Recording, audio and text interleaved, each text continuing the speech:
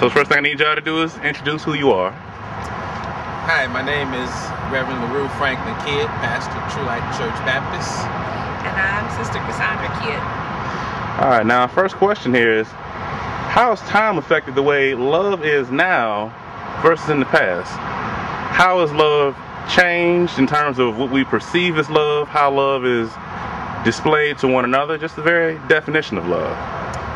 I think love, depending on how far you're going back, I think love today is different from the way it was 30 or 40 years ago. I don't think people express their love like they used to express their love when I was growing up.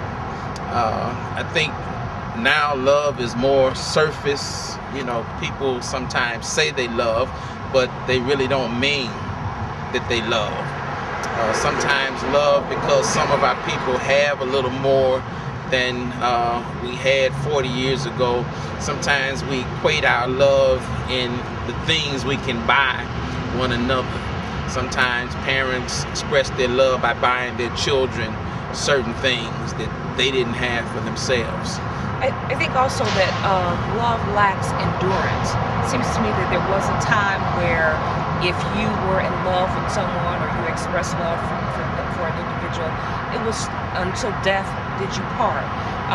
Sometimes now we're so quick to get out of a relationship or to fall out of love very quickly. And it makes you wonder, was it really love in the beginning? Was it true love to begin with? If you so easily fell out of love, was it true from the start? Now, what did you think about love when you were younger, and how do you think about love now? What were your expectations, you know, when you were a teenager, a child perhaps, versus having had time pass and grown in understanding of love? Well, I think the key word is in the question that you asked. The key word is grown. Once upon a time as teenagers, we had puppy love and we fell in love. But when people learn to love, it's more of a growing in love. I feel that I've grown in love with my wife. I loved her from the very beginning, but now I feel that I've grown to love her, and I'm still growing.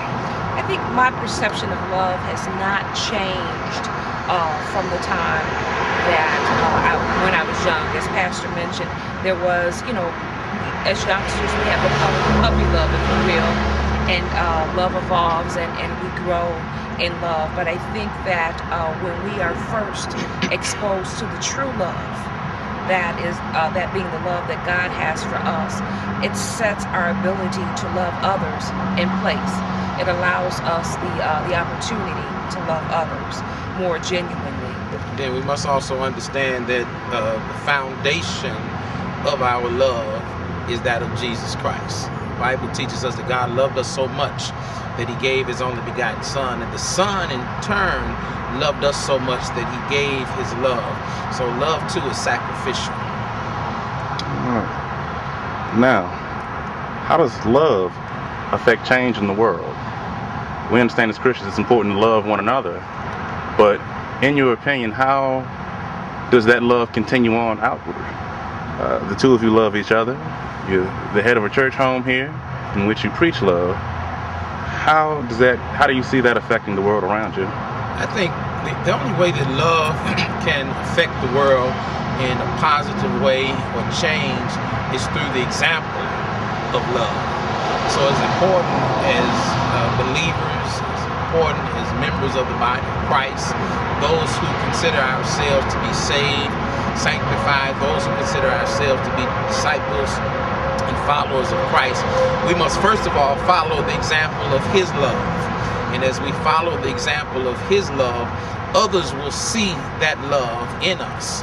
And it is my prayer that the more we exemplify that love and share that love and spread that love across the world, that others will come to want to know that love and experience that love as we do.